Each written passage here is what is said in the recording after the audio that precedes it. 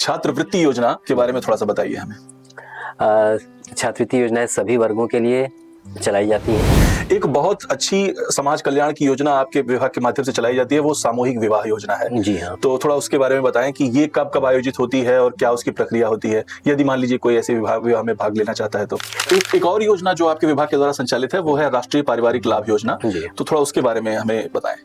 राष्ट्रीय पारिवारिक लाभ योजना में मतलब परिवार के जो मुख्य आयोजक हैं, कमाने वाले हैं, उनकी किसी कारणों से मृत्यु हो जाती है तो ऐसी दशा में उस पे डिपेंडेंट, उस पे आश्रित लोग जो हैं इस योजना का लाभ उठा सकते हैं। आवेदन करके ऑनलाइन आवेदन करने की व्यवस्था है। जी, ऐसी और भी कुछ ऐसी भविष्य की योजनाएं हैं जो समाज कल्याण विभाग ऐसा कुछ लॉन्च करने जा रहा है जिसको लेकर के आप बहुत आशान्वित हैं और आपको लग रहा है कि इससे पब्लिक को बहुत बेनिफिट होने वाला है। एक और प्रश्न यहाँ पे मैं पूछना चाहूंगा आपसे कि जो आवासीय विद्यालय के संबंध में जो आपने बात करी, कुछ ऐसे भी बच्चे होते हैं जो पूरी तरीके से निराश्रित हैं, उनका कोई माता पिता कोई नहीं बचे हुए हैं, उनको विशेश रूप से प्राथमिकता दी जाती है और उनको भी यहाँ पे हम लोग पढ़ाते हैं और बड़ा अच्छा अनुभव रहा है।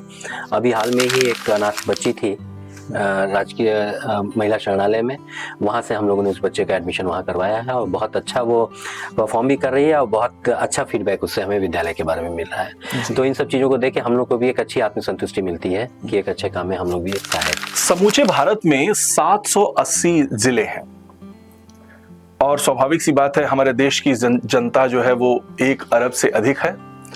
तो ऐसे में हमें एक विशेष व्यक्ति चाहिए होता है हर जिले में जो उसके कल्याण के बारे में सोच सके, सरकार के द्वारा जो योजनाएं चला रही हैं उसको सुचारू रूप से लागू कर सके और जनता को उसका लाभ पहुंचा सके। और ऐसा जो व्यक्ति होता है हर एक जिले में, उसको कहते हैं हम जिला समाज कल्याण अधिकारी। नमस्कार दोस्तों, मैं हूं कृष्ण और आप देख रहे हैं लाउड स्पीकर 90 FM। इस समय मैं एक बहुत ही विशेष व्यक्ति के साथ में हूं, गोरखपुर के जिला समाज कल्याण अधिकारी श्री वशिष्ठ नारायण सिंह जी के साथ में। तो आइए सबसे पहले आपको मिलवाता हूं जिला समाज कल्याण अधिकारी श्री वशिष्ठ नारायण सिंह जी से। आपका बहुत बहुत स्वागत है सर। धन्यवाद। तो सबसे पहले तो हमें ये बताएं कि जिला समाज कल्याण अधिकारी, जैसा कि मैंने अभी दर्शकों को बताया, वो कितना इन शब्दों में फिट होता है? निश्चित रूप से जो आपने कहा, और मेरे ख्याल से उससे भी ज़्यादा महत्वपूर्ण भूमिका में समाज कल्याण अधिकारी की भूमिका होती है। और एक तरह से सोशल सेक्टर में कई विभाग शामिल हैं। समाज कल्याण विभाग भी है, महिला कल्याण विभाग है, अल्पसंख्यक कल्याण विभाग है, पिछड़ा वर्ग कल्याण विभाग है।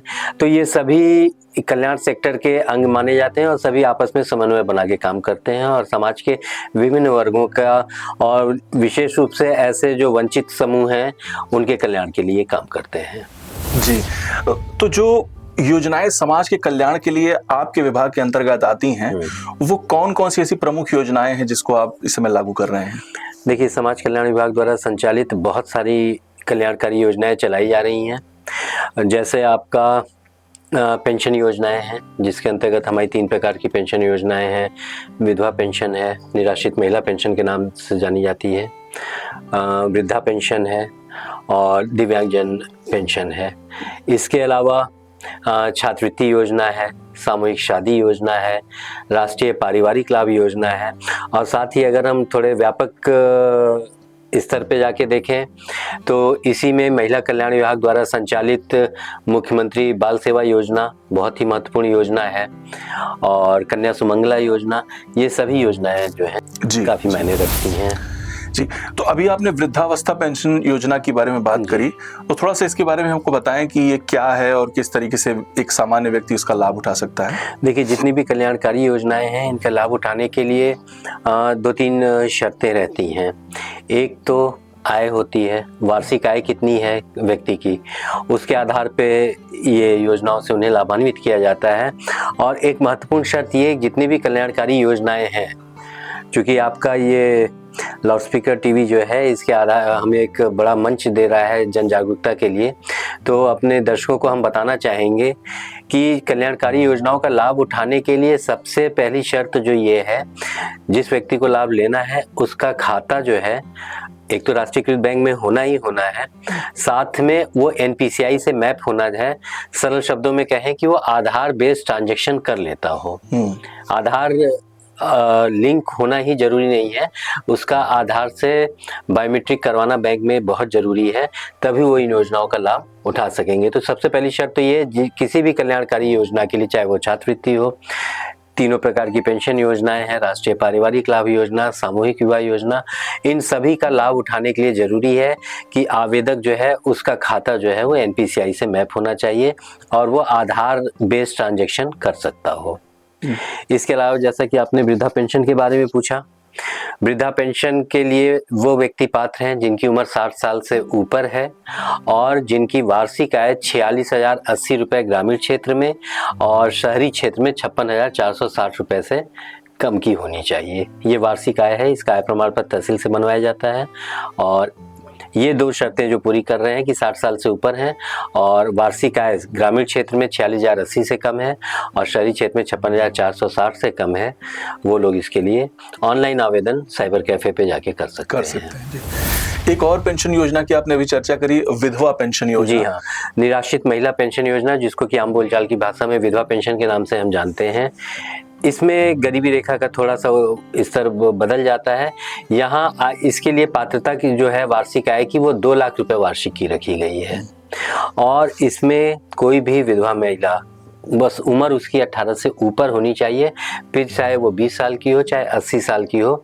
अगर दुर्भाग्यवश इस योजना के लिए उसको आवेदन करना पड़ रहा है तो वो विधवा पेंशन के लिए आवेदन करे, क्योंकि पहले कुछ लोगों में भ्रांतियां ये फैली हुई हैं कि 60 साल के ऊपर की जो विधवा महिलाएं हैं उनको वृद्धा पेंशन के लिए आवेदन करना चाहिए, लेकिन उन्हें मैं यही परामर्श दूंगा कि वो विधवा पेंशन के लिए आवेदन करें, क्योंकि यहाँ पे प्रतीक्षा सूची छोटी होती है और पेंशन जल्दी ही खाते में आना शुरू हो जाती है। तो वो किसी भी आयु की हो सकती है? 18 साल से ऊपर। 18 साल से ऊपर, जी जी, 18 साल से ऊपर। उसका 60 साल की कोई बाध्यता नहीं, उसमें बाध्यता किसी प्रकार की नहीं है। और तीसरी पेंशन योजना हमारी दिव्यांग पेंशन योजना है। जी जी। इसमें भी आयु सीमा का एक फैक्टर है, 18 साल से ऊपर होना चाहिए। गरीबी रेखा वही शहरी क्षेत्र के लिए 56,460, ग्रामीण क्षेत्र के लिए 46,080 और विकलांगता का प्रमाण पत्र, दिव्यांगता का प्रमाण पत्र उनके पास होना चाहिए जो कि 40% से ऊपर की विकलांगता होनी चाहिए, फिर वो किसी भी तरीके की दिव्यांगता हो। जी हाँ। और इन तीनों प्रकार की पेंशन योजनाओं में आवेदक को जब पेंशन स्वीकृत हो जाती है उसके बाद से 12,000 रुपये वार्षिक यानी प्रतिमाह 1,000 की दर से पेंशन देय होती है और ये पेंशन 4 किस्तों में दी जाती है, 3-3 हज़ार की 4 किस्तें दी जाती हैं, 12,000 रुपये जी। और इसी के अलावा एक और जानकारी भी ये देना चाहेंगे कि यदि किसी व्यक्ति को कुष्ठ रोग के कारण विकलांगता है तो वहाँ विकलांगता का प्रतिशत मायने नहीं रखता है, केवल ये प्रमाण पत्र होना चाहिए कि दिव्यांगता जो है उसकी कुष्ठ रोग के कारण है, तो 3,000 रुपये मासिक पेंशन दिए जाने की व्यवस्था है। जो कुष्ठ रोग की विकलांगता है उसमें जो है कुष्ठ रोग के कारण विकलांगता, उसमें परसेंटेज भी नहीं, जैसे कि आपका दिव्यांग पेंशन 40% होना अनिवार्य है जी, से कम के लोगों को नहीं दी जा सकती है। इसमें केवल कुष्ठ रोग के कारण विकलांगता का प्रमाण पत्र होगा तो उसे 3,000 रुपये महीने की पेंशन हम दे सकते हैं। जी जी। एक बहुत अच्छी समाज कल्याण की योजना आपके विभाग के माध्यम से चलाई जाती है, वो सामूहिक विवाह योजना है। जी हाँ। तो थोड़ा उसके बारे में बताएं कि ये कब कब आयोजित होती है और क्या उसकी प्रक्रिया होती है, यदि मान लीजिए कोई ऐसे विवाह में भाग लेना चाहता है तो। 2017 से ये योजना शुरू की गई थी माननीय मुख्यमंत्री जी के पहल पे। जो गरीब घर की बच्चियां हैं, जिन्हें ऐसे गरीब अभिभावक जो अपनी बच्चियों का विवाह धूमधाम से नहीं कर पा रहे थे आर्थिक संसाधनों के अभाव में, ऐसे लोगों के लिए योजना एक वरदान के रूप में सामने आई। फिलहाल कुछ समय पहले तक इसमें प्रति जोड़े जो आवंटन था, बजट आवंटन था, वो 51,000 का था, जिसमें से 35,000 लड़कियों के खाते में पैसे जाते थे और 10,000 रुपये की उपहार सामग्री दी जाती थी और 6,000 रुपये आयोजन खर्च होते थे। इस वित्तीय वर्ष में इस सीमा को बढ़ा के कर दिया गया है 1 लाख रुपये प्रति जोड़े। इसमें से 60,000 रुपये लड़की के खाते में जाते हैं, 25,000 रुपये की काफ़ी गुणवत्ता युक्त उपहार सामग्री उपलब्ध कराई जाती है और 15,000 रुपये आयोजन खर्च होते हैं। तो इस योजना का लाभ उठाने के लिए आय सीमा जो है वो 3 लाख कर दी गई, पहले ये 2 लाख थी, आय सीमा वो 3 लाख कर दी गई है। इसके साथ ही अगर अनुसूचित जाति या पिछड़ी जाति के अभिभावक अपनी लड़कियों की शादी इस कार्यक्रम में, सामूहिक विवाह कार्यक्रम में करवाना चाहते हैं तो उनको आय और जात प्रमाण पत्र भी लगाना पड़ता है। प्रमाण पत्र के साथ साथ ऑनलाइन आवेदन की व्यवस्था है, साइबर कैफे पे जाके कर सकते हैं। इसमें सबसे महत्वपूर्ण एक ध्यान देने लायक चीज़ ये है कि इसमें अकाउंट जो है, खाता जो है वो लड़की का लगता है। लड़की की आयु 18 वर्ष से ऊपर होनी चाहिए, लड़के की आयु 21 वर्ष से ऊपर होनी चाहिए। और इस योजना का लाभ काफ़ी लोग, मतलब गोरखपुर में 11,000 से ऊपर लोग इस योजना का लाभ उठा चुके हैं। इस वित्तीय वर्ष में जनपद के लिए 1600 का लक्ष्य निर्धारित किया गया था, जिसके सापेक्ष 1569 शादियाँ हो चुकी हैं और प्रयास किया जा रहा है कि इस लक्ष्य को बढ़ा दिया जाए, क्योंकि आवेदन हमारे पास काफ़ी बड़ी संख्या में इस समय है और अगर शासन से अनुमति मिल जाती है तो एक बड़ा कार्यक्रम फिर से हम लोग करवाएंगे।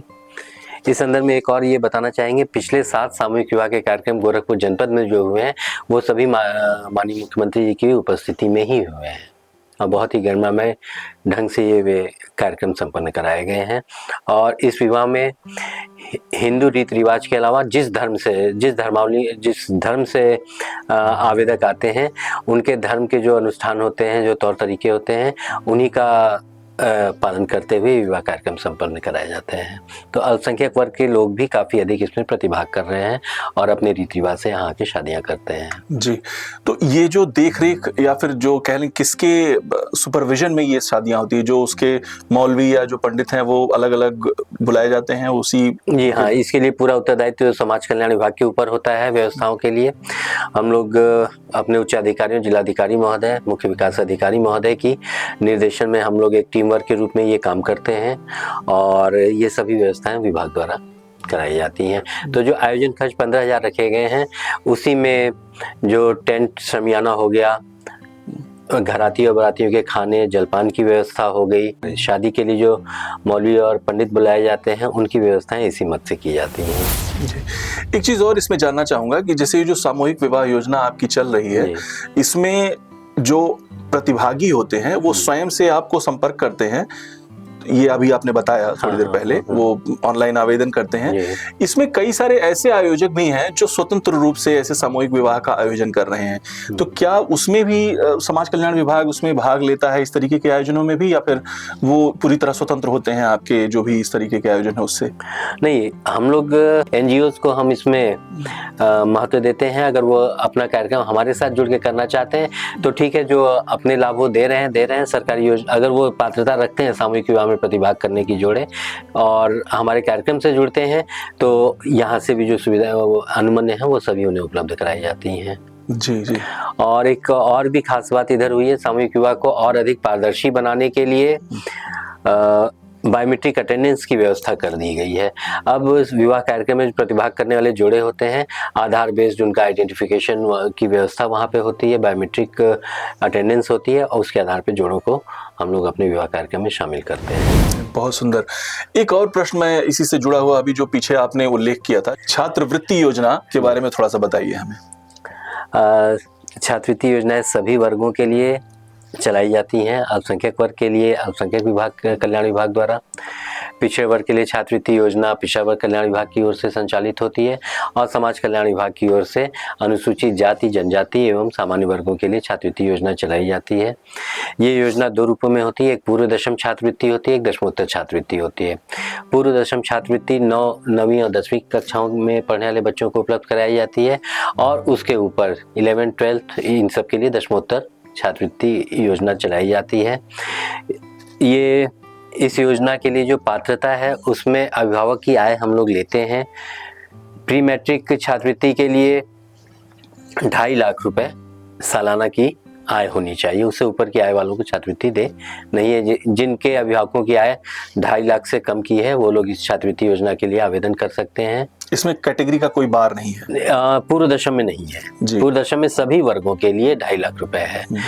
और दशमोत्तर छात्रवृत्ति में अनुसूचित जाति के जो बच्चे हैं उनके अभिभावकों की आय सीमा 2.5 लाख है, जबकि अन्य वर्ग चाहे वो पिछड़ा वर्ग हो, सामान्य वर्ग हो अथवा अल्पसंख्यक वर्ग हो, इनके लिए आय सीमा जो है वो 2 लाख रुपए वार्षिक तक की होती है। और ये सभी प्रकार के कोर्सेज के लिए चलाई जाती है। बहुत महत्वपूर्ण योजना है। बहुत से बच्चे ऐसे दिखाई पड़ रहे हैं जो जिनके पास इस तरह के आर्थिक संसाधन नहीं है कि वो बीएड, बीटीसी जैसे इस तरह के प्रोफेशनल कोर्स या बीटेक वगैरह अपने संसाधनों के बल पे कर सकें।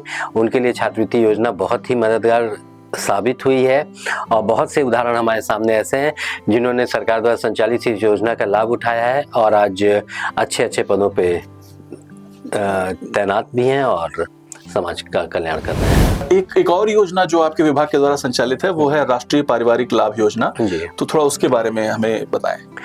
राष्ट्रीय पारिवारिक लाभ योजना में जो लोग मतलब परिवार के जो मुख्य आयोजक हैं, कमाने वाले हैं, उनकी किन्हीं कारणों से मृत्यु हो जाती है तो ऐसी दशा में उस पे डिपेंडेंट, उस पे आश्रित लोग जो हैं इस योजना का लाभ उठा सकते हैं। आवेदन करके ऑनलाइन आवेदन करने की व्यवस्था है। शर्तें इसमें कुछ ऐसे हैं, इस प्रकार हैं कि मृतक की आयु 18 साल से ऊपर होनी चाहिए और 60 वर्ष से कम होनी चाहिए। ऐसे किसी व्यक्ति की किसी भी कारण से अगर चाहे वो बीमारी के कारण, एक्सीडेंट के कारण, किसी भी कारण से अगर दुर्भाग्यवश डेथ हो जा रही है, मृत्यु हो जा रही है, तो उसकी विधवा पत्नी आवेदन कर सकती है। नाबालिग लड़का आवेदक के रूप में आ सकता है सामने, या अविवाहित पुत्री आवेदन कर सकती है।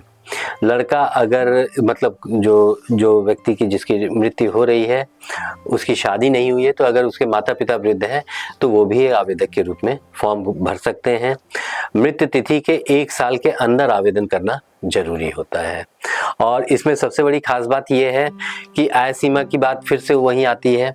46,080 रुपये वार्षिक ग्रामीण क्षेत्र के लिए और शहरी क्षेत्र के लिए 56,460 रुपये वार्षिक।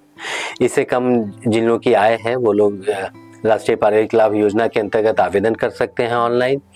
और इसमें 30,000 रुपये एक मुश्त दिए जाने की व्यवस्था है। उसके बाद कोई और उसका इंस्टॉलमेंट नहीं? इस इंस्टॉलमेंट तो नहीं है, लेकिन इसी के साथ जुड़ी कुछ और योजनाएं भी, जैसे राष्ट्रीय पारिवारिक लाभ योजना के अंतर्गत पति की मृत्यु होने की दशा में पत्नी कई तरह से आवेदन कर सकती है। विधवा पेंशन के लिए आवेदन कर सकती है। वैसे तो वहाँ 2 लाख की आय सीमा है, लेकिन अगर राष्ट्रीय पारिवारिक लाभ योजना का लाभ लेना है तो आय प्रमाण पत्र तब हमारे 46,080 और 56,460 से कम का होना चाहिए। इसके अलावा पति का मृत्यु प्रमाण पत्र की, यहाँ जो भी मृतक है उसके मृत्यु प्रमाण पत्र की आवश्यकता पड़ती है। ऑनलाइन आवेदन करके इस योजना का लाभ उठा सकते हैं। इसी से जुड़ी एक महत्वपूर्ण योजना है बाल सेवा योजना सामान्य जी। ये कोविड पीरियड के बाद ये योजना चलाई गई थी। कोविड पीरियड में जो लोग मर रहे थे, कोविड के कारण जिन लोगों की मृत्यु हो रही थी, उनके आश्रित बच्चों पे, उसमें तो ये व्यवस्था है बाल सेवा योजना में पति पत्नी में से दोनों में से किसी एक की मृत्यु हो जाने की दशा में, और इसके लिए एक टाइमलाइन है 31 मार्च 2020 के बाद जिन लोगों की भी निधन हुआ है, पति पत्नी में से किसी एक की मृत्यु हो रही है। कोविड के कारण जब मृत्यु हो रही थी तो मुख्यमंत्री बाल सेवा योजना जो कोविड से ग्रस्त थे वहाँ 4,000 रुपये मासिक प्रति बच्चे को सहायता दी जा रही थी 18 साल की अवस्था तक। और कुछ शर्तों को पूरा करने पे, जैसे उच्च स्तर की वो पढ़ाई कर रहा है तो ये बढ़ के जाके 23 साल तक ये योजना का लाभ मिल सकता था।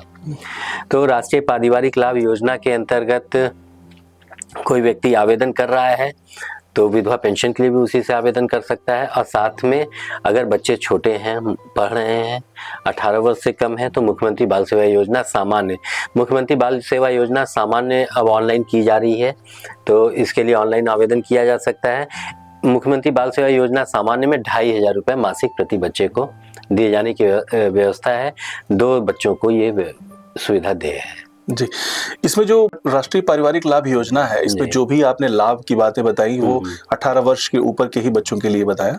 वो मृतक की आयु जो मुख्य आयोजक जो परिवार का है उसकी मृत्यु होने की दशा में 18 साल से ऊपर उसकी आयु होनी चाहिए और 60 साल से कम। तो जब मान लीजिए यदि कोई मृतक ऐसा है जो 18 वर्ष से कम का है तो क्या इसमें कोई किसी तरीके का उसको लाभ मिल सकता है? राष्ट्रीय पारिवारिक लाभ चूंकि आय आयोजक वहाँ मुख्य कमाने वाला जो है, चूंकि ये माइनर बच्चे हैं तो इन लोगों के साथ ये नहीं। तो माइनर्स के लिए क्या कोई व्यवस्था करती है सरकार? ऐसे इस तरीके की किसी कोई योजना है जो माइनर्स के लिए होती हो? नहीं, वर्तमान में इस तरह की किसी प्रकार की अभी नहीं है जी। तमाम ऐसी योजनाएं हैं जो पब्लिक को लेकर के आप पब्लिक के बीच में जाते हैं और उनको उसका लाभ पहुंचाते हैं, तो चुनौतियां क्या हैं इस पूरी प्रक्रिया में आपके लिए? एक सबसे बड़ी चुनौती ये है कि इन योजनाओं के बारे में लोगों के पास जानकारी अभी भी थोड़ी कम है। काफ़ी प्रचार प्रसार हुआ है, ग्रामीण क्षेत्रों में तो हमें नहीं वो इसमें समस्या आती है, क्योंकि वहाँ प्रधान खुद पहल करते हैं, और इस तरह से शहरी क्षेत्र में ये समस्याएं आती हैं। या फिर एक जगह ये भी समस्या आती है, जैसे कई योजनाओं की, जैसे मैंने बताया कि किसी व्यक्ति की मृत्यु के बाद जैसे राष्ट्रीय पारिवारिक लाभ के लिए भी आवेदन कर सकते हैं, विधवा पेंशन के लिए आवेदन कर सकते हैं, साथ में मुख्यमंत्री बाल सेवा योजना का भी लाभ उठा सकते हैं। तो इस तरह से अगर उन लोगों को जानकारी उपलब्ध हो जाए तो काफ़ी अच्छा रहता है, काफ़ी अच्छी आर्थिक मदद मिल जाती है उन लोगों को। और इसके अलावा ऑनलाइन व्यवस्था होने के कारण पहले जो समस्याएं आती थी, जिसमें दलालों की भूमिका काफ़ी महत्वपूर्ण हो जाती थी, वो लगभग न के बराबर हो गई है। और इसके बावजूद भी हम आम जनता से यही अपील करेंगे, अगर वो पात्र हैं, उन्होंने ऑनलाइन आवेदन किया है, तो उनको किसी भी प्रकार के प्रलोभन के चक्कर में नहीं पड़ना चाहिए, या किसी को कोई उनको ये समझा दे कि कुछ पैसे दे दें या कुछ उनको रिश्वत दे दें ताकि वो लाभ उनका जल्दी से जल्दी उपलब्ध करा सकें। तो ऐसा कुछ नहीं है। अगर आप पात्र हैं तो आपको उस योजना का लाभ उठाने से कोई वंचित नहीं कर सकता है। तो कृपया आप लोग दलालों से दूर रहें। सामान्यतः जो ये आपने बताया कि लोग जा करके साइबर कैफेज में जाके फॉर्म फिलअप कर सकते हैं, अक्सर करके इस तरीके के लोग उसी के आसपास पाए जाते हैं। निश्चित रूप से। और तो मान लीजिए कि यदि कोई व्यक्ति ऐसा है जो आपको सुन रहा है इस समय और वो लाभ पाना चाहता है ऐसी किसी भी योजना का, तो क्या वो डिस्ट्रिक्ट जो कार्यालय होता है DSWO का, उसके पास सीधा जाकर के नहीं, देखिए, अगर दूर दराज के अगर आसपास के हैं वो आ सकते हैं, उनका स्वागत है। हम लोग कोशिश भी करते हैं कि ऑफिस में ही फिर उनका आवेदन ऑनलाइन करवा दें। इसके अलावा अगर दूर दराज में है तो फिर अपने संबंधित विकास खंडों पे जाएं, वहाँ पे हमारे सहायक विकास अधिकारी समाज कल्याण के हैं, उनसे संपर्क करें। ग्रामीण क्षेत्रों में तो अब पंचायत सहायक की भी हर ग्राम पंचायत में लगभग है, और वहाँ पे ये आवेदन करने, ऑनलाइन आवेदन करने की सुविधाएं उपलब्ध हैं। वो सीधे वहाँ संपर्क करें और उन लोग से आवेदन करवाएं। और किसी भी प्रकार की समस्या है तो वो लोग संपर्क चाहे खंड विकास खंड स्तर पे विभाग के कर्मचारियों से कर सकते हैं, और नहीं तो समाज कल्याण विभाग में सीधे हम लोग से संपर्क कर सकते हैं। आपने भी संपर्क की बात करी, क्या कोई ऐसा टोल फ्री नंबर या कोई नंबर होता है जो सामान्यतः लोगों के पास हो, जिससे वो सीधा आपको? एक नंबर इस तरह का उपलब्ध है वृद्धों के लिए, एल्डर हेल्पलाइन नंबर है 14567। इस पे वृद्धजन अगर किसी प्रकार की समस्याओं का सामना कर रहे हैं तो इस पे टोल फ्री नंबर है, इस पे वो शिकायत कर सकते हैं। 24 घंटे ये नंबर चालू रहता है। तो ये किस तरीके की समस्याओं के लिए लोग इसको डायल कर सकते हैं? यदि कोई पेंशन वगैरह से जुड़ी समस्याओं के बारे में जानकारी लेने के लिए भी कर सकते हैं, और किसी भी प्रकार की सहायता की उनको जरूरत पड़ती है तो इस पे सहायता उपलब्ध कराई जाती है। वृद्धजन से मतलब 60 साल से ऊपर? जी हाँ, 60 साल से ऊपर। जी। समाज कल्याण विभाग अधिकारी के रूप में आपका अब तक का अनुभव कैसा रहा है, थोड़ा हमें ये बताएं, क्योंकि आपने स्वाभाविक सी बात है कई सारे जिलों में कार्य किया होगा, और अब इस समय आप उत्तर प्रदेश के सबसे महत्वपूर्ण जिले में, मुख्यमंत्री जी का होम डिस्ट्रिक्ट है ये, उसमें आप कार्यरत हैं, तो कैसा रहा है अनुभव आपका? नहीं, बहुत अच्छा अनुभव रहा है। एक बहुत अच्छा मंच हमें मिला है समाज के लोगों का कल्याण करने के लिए, विशेष रूप से वंचित समाज के लोगों के कल्याण करने के लिए, और इसके लिए मैं अपने को आपको भाग्यशाली मानता हूं कि मुझे इस सीट पे बैठ के और अन्य लोगों का कल्याण करने का मौका मिला है। तो जी, ऐसी और भी कुछ ऐसी भविष्य की योजनाएं हैं जो समाज कल्याण विभाग ऐसा कुछ लॉन्च करने जा रहा है जिसको लेकर के आप बहुत आशान्वित हैं और आपको लग रहा है कि इससे पब्लिक को बहुत बेनिफिट होने वाला है? अभी भी बहुत सी ऐसी योजनाएं जिस पे अभी चर्चा नहीं हो पाई हैं, जैसे समाज कल्याण विभाग द्वारा आवासीय विद्यालय संचालित किए जा रहे हैं। इसमें गरीबी रेखा के नीचे रहने वाले बच्चे के लिए जनपद गोरखपुर में 3 आश्रम पद्धति विद्यालय, पहले आश्रम पद्धति विद्यालय के नाम से जाने जाते थे, अब ये जयप्रकाश नारायण सर्वोदय विद्यालय के नाम से जाने जाते हैं। ये 6 से 12 तक नवोदय पैटर्न पे आवासीय विद्यालय हैं। गोरखपुर में ये तीनों विद्यालय जो हैं यूपी बोर्ड से गवर्न होते हैं। इनके जैसे हमारा चौरी चौरा और गोला में लड़कों के लिए ये आवासीय विद्यालय है, और साजनवा में नवनिर्मित जो विद्यालय है अभी संचालित हुआ है 2 साल पहले, माननीय मुख्यमंत्री के कर कमलों से इसका उद्घाटन हुआ था। ये लड़कियों के लिए चलाया जाता है। तो यहाँ पे रहना, खाना, स्कूल ड्रेस, दैनिक यूज की चीज़ें, ये सभी निःशुल्क बच्चों को उपलब्ध कराई जाती हैं। इनमें एडमिशन के लिए प्रवेश परीक्षा का आयोजन हर वर्ष अप्रैल मई के दौरान किया जाता है। तो जो भी गरीब वर्ग के बच्चे हैं वो इसमें भाग ले सकते हैं और इसमें तीनों वर्ग के बच्चे रहते हैं। यहाँ अनुसूचित जाति के 60% बच्चे, 25% पिछड़े वर्ग के बच्चे और 15% सामान्य वर्ग के बच्चे अध्ययन कर रहे हैं।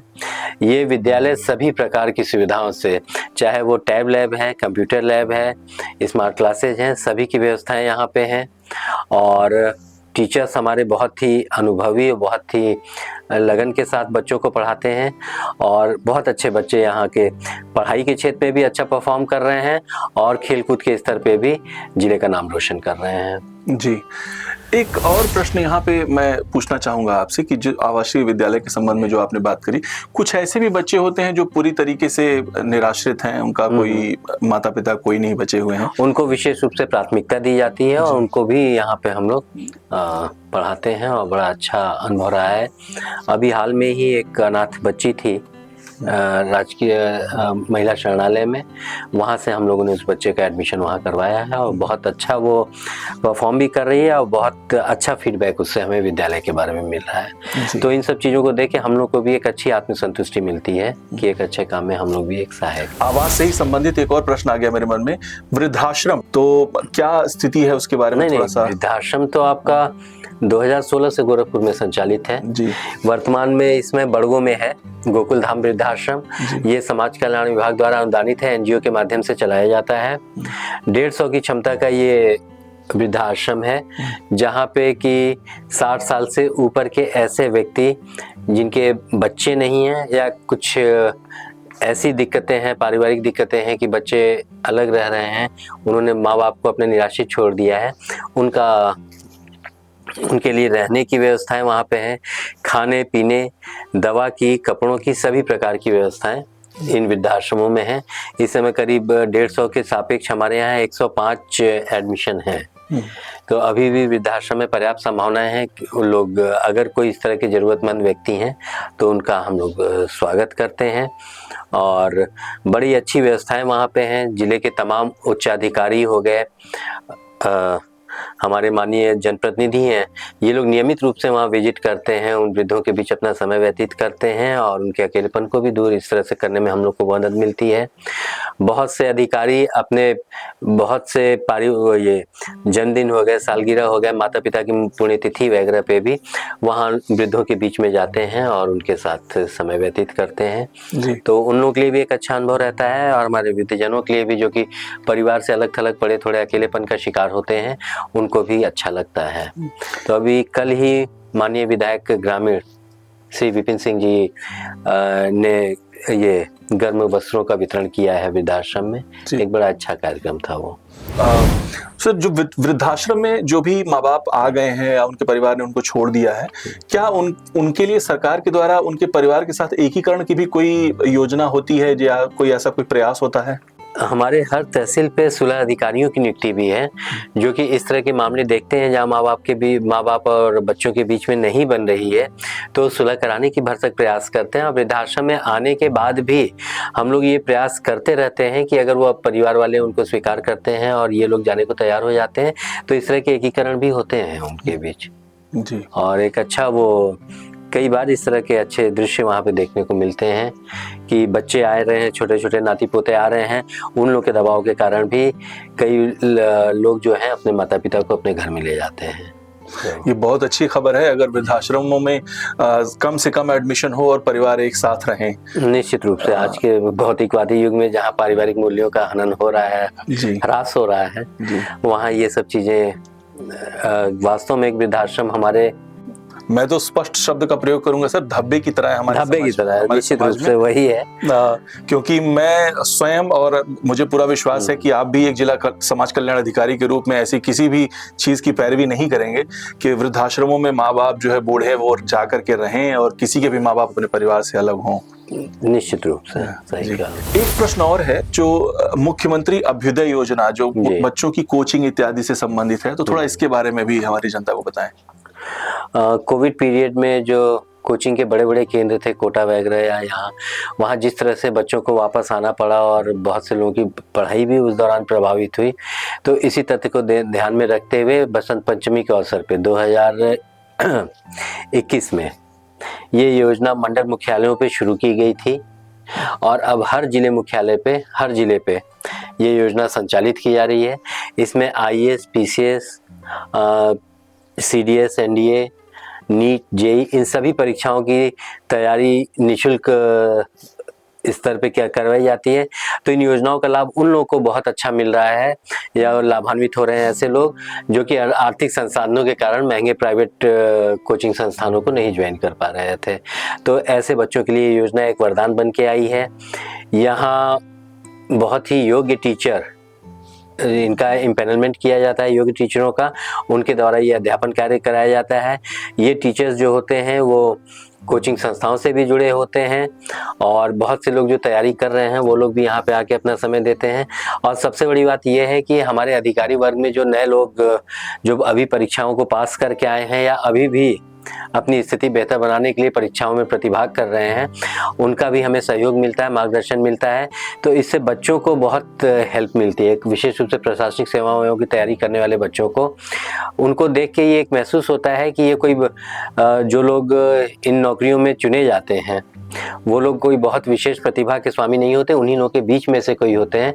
तो इस तरह के इंटरेक्शन उनके आत्मविश्वास को बढ़ाने में भी बहुत सहायक होता है। और मुझे लगता है कि सरकार के द्वारा इस तरीके के जितने भी प्रयास किए जा रहे हैं उससे बहुत सुखद परिणाम आने वाले हैं भविष्य में। एक योजना और रह गई है जिसके बारे में हमने अभी बात नहीं करी है, वो ये है कि जो समाज का वो वंचित वर्ग है जैसे भिक्षुक हैं या जो ट्रांसजेंडर्स हैं, तो उनके लिए भी क्या किसी तरीके की योजना है जो समाज कल्याण अधिकार विभाग के द्वारा इसमें लागू की गई है? ये आपने बहुत ही अच्छा प्रश्न किया है, बहुत सामयिक प्रश्न है और इसके बारे में बताना चाहेंगे। हमारे सामाजिक न्याय एवं अधिकारिता मंत्रालय द्वारा इसके लिए स्माइल योजना शुरू की गई है जिसके 2 घटक हैं, एक ट्रांसजेंडरों को मुख्य धारा में लाने के लिए और एक भिक्षुकों को जो भिक्षावृत्ति पे अपना जीवन यापन कर रहे हैं उनको किसी भी प्रकार का प्रशिक्षण दे के उनको आर्थिक रूप से आत्मनिर्भर बनाने के लिए भी शासन द्वारा प्रयास किए जा रहे हैं।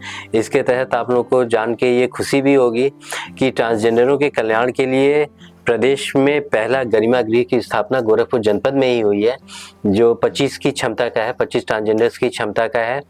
यहाँ ट्रांसजेंडर समुदाय के वो लोग जो अपने परंपरागत जो पेशा है बधाई गा के और गीत गा के इस तरह से जो जीवन यापन कर रहे हैं उससे बाहर निकल रहे हैं और तमाम तरह की नौकरियों के लिए प्रयास कर रहे हैं, अपने व्यवसाय के लिए वो लोग प्रयास कर रहे हैं।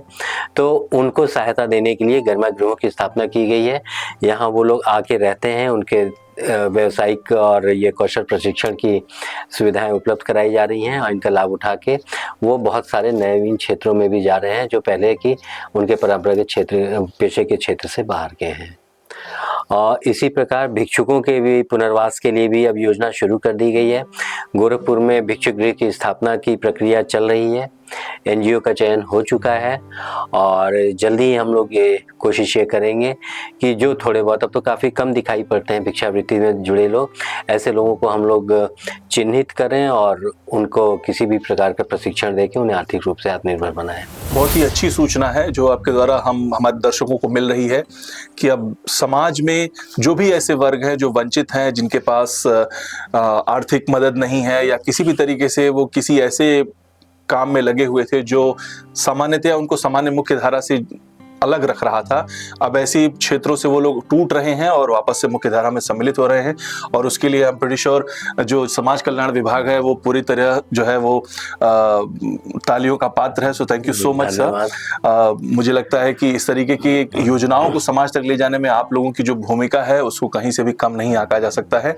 और आज के इस पर्टिकुलर बातचीत में बहुत सारी ऐसी बातें निकल करके सामने आई हैं जिसको आई एम श्योर हमारे जो दर्शक देख रहे हैं या जो सुन रहे हैं हैं वो इससे बहुत ज़्यादा लाभान्वित होने वाले हैं और आपके पास और ज़्यादा प्रविष्टियाँ आने वाली हैं। चलिए, नहीं धन्यवाद, आपको भी बहुत बहुत धन्यवाद कि आपने एक ऐसा मंच दिया जिससे कि विभाग की योजनाओं के बारे में विस्तार से लोगों के पास ये सूचनाएं पहुंचाई जा सकी हैं। और मैं लोगों से यही अपील करूंगा कि जो भी पात्र व्यक्ति हैं उनको निश्चित रूप से योजनाओं से लाभान्वित किया जाएगा। किसी भी प्रकार के प्रलोभन के चक्कर में पड़ के इधर उधर वो अपना समय व्यतीत ना करें या अपना मतलब किसी से दलाल टाइप के लोगों के चक्कर में ना पड़ें। और साथ ही ये भी अपील रहेगी कि अगर किसी भी प्रकार की समस्या है तो चाहे ब्लॉक स्तर पे खंड विकास अधिकारी के यहाँ जाके हमारे विभागीय कर्मचारियों से संपर्क कर सकते हैं और जिले पे विकास भवन में समाज कल्याण विभाग में भी आपका हमेशा स्वागत रहेगा। और हमारे वृद्ध जनों के लिए जो 60 वर्ष पार कर चुके हैं उनके लिए अभी श्री वशिष्ठ नारायण सिंह जी ने आपको एक टोल फ्री नंबर दिया है। उस टोल फ्री नंबर पे आप संपर्क करें और किसी भी तरीके की कोई समस्या हो, चाहे वो आपको आपकी जो भी वृत्ति मिलती है आपको उससे संबंधित कोई आवश्यकता हो या फिर किसी भी तरीके की कोई इमरजेंसी हो तो आप संपर्क कर सकते हैं और उसका लाभ उठा सकते हैं। तो हमसे बात करने के लिए बहुत बहुत धन्यवाद आपका और इस शो में आने के लिए भी बहुत बहुत धन्यवाद। बजाओ जरा झूम के बजाओ बजाओ बजाओ।